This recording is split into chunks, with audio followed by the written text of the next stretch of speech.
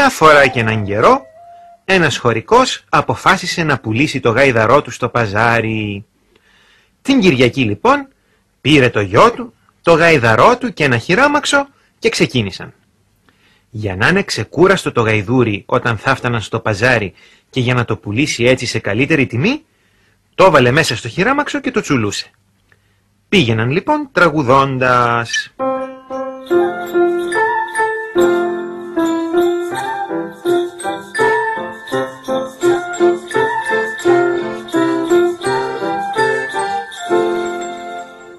Ξεκινήσαμε τουρνό, τραλαλά, τραλαλό, για το κάτω το χωριό, τραλαλά, τραλαλό. Στο παζάρι θε να πάμε, το γυρλέγιο το πουλάμε. Στο παζάρι θε να πάμε, το γυρλέγιο το πουλάμε. Εκεί που πήγαιναν τραγουδώντας, συναντήσανε κάτι γειτόνους. Μια γειτόνισσα τους λέει: «Τρελάθηκες μου φαίνεται, κυριήτονα. Πού ξανακούστηκε να πηγαίνεις στο γάιδαρο με το χειράμαξο? Ύστερα, άμα τον δουν στο παζάρι έτσι, θα μου πως έχει τίποτα το γαϊδούρι, πως είναι άρρωστο.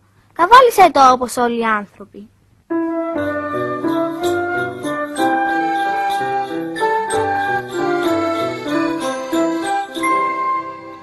Καβάλα το γαϊδουρί, άιντε με το καλό, να πάτε στο παζαρί, με το καλό καιρό. Του γαϊδαρού η δουλειά δεν είναι τεμπελιά, του γαϊδαρού η δουλειά δεν είναι τεμπελιά. Καλά λέει η γειτόνισσα, σκέφτηκε ο χωρικός. Καβάλισε λοιπόν το γαϊδούρι και ξεκίνησε. Πίσω ερχόταν το παιδί σέρνοντας το χειράμαξο. Προχώρησαν λιγάκι, ώσπου συνάντησαν μια άλλη παρέα. Τότε μια γυναίκα του λέει: «Δεν τρέπεσαι εσύ, κοντζάμ άντρας, να πηγαίνεις καβάλα και το καημένο το παιδάκι να έρχεται πίσω με τα πόδια?»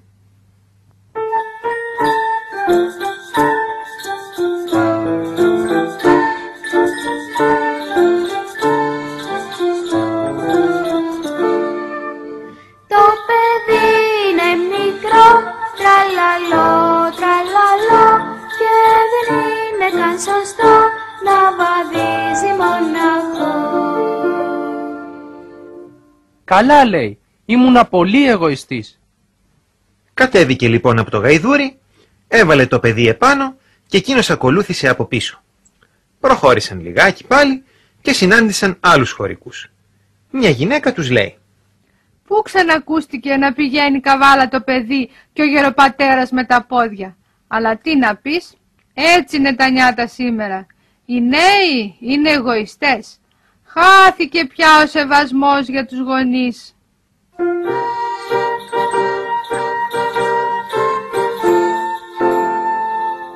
Πω τι τροπή, κοντά μου παιδί, να πάει καβάλα κι ο γέρος τρεχάλα. Να πάει καβάλα κι ο γέρος τρεχάλα. Έχουν δίκιο. Αλλά τι να κάνω τότε? Ας ανεβούμε κι οι δυο πάνω στο γαϊδούρι. Έτσι ανέβηκαν κι οι δυο και πήγαιναν μια χαρά. Δεν πήγαν όμως πολύ μακριά και συνάντησαν κι άλλους χωρικούς. Τρέξτε να δείτε τι θα πει αναισθησία. Δύο άνθρωποι επάνω στο δυστυχισμένο αυτό γαϊδουράκι. Μα θα το κοψομεσιάσετε, άνθρωποι μου. Καλά, ο μικρός δεν καταλαβαίνει. Μα εσύ, γέρος άνθρωπος, είσαι τόσο ανέστητος?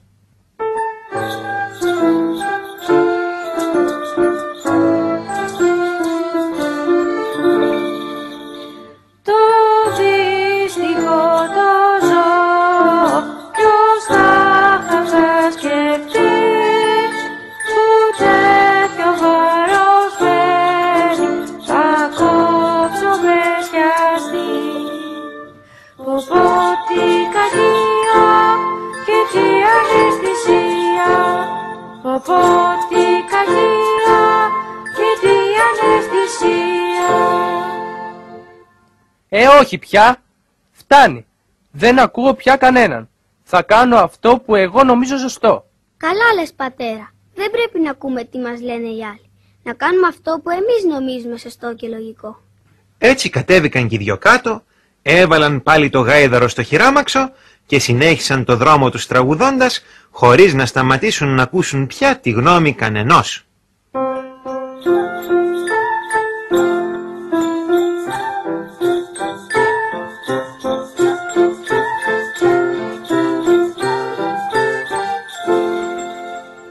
Ξεκινήσαμε πουρνό, τραλαλά, τραλαλό, για το κάτω το χωριό, τραλαλά, τραλαλό.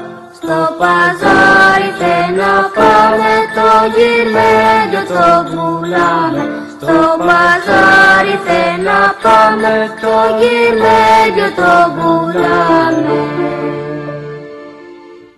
Το παραμύθι αυτό μας λέει ότι δεν πρέπει να δίνουμε σημασία στις γνώμες του κόσμου. Είναι αδύνατον να ευχαριστήσουμε όλο τον κόσμο, γιατί ο καθένας βλέπει τα πράγματα διαφορετικά, έχει διαφορετική γνώμη και αν ακούμε τι λέει ο ένας και ο άλλος, θα πάθουμε ό,τι έπαθε ο καημένος ο χωρικός που κόντεψε να τρελαθεί στο τέλος.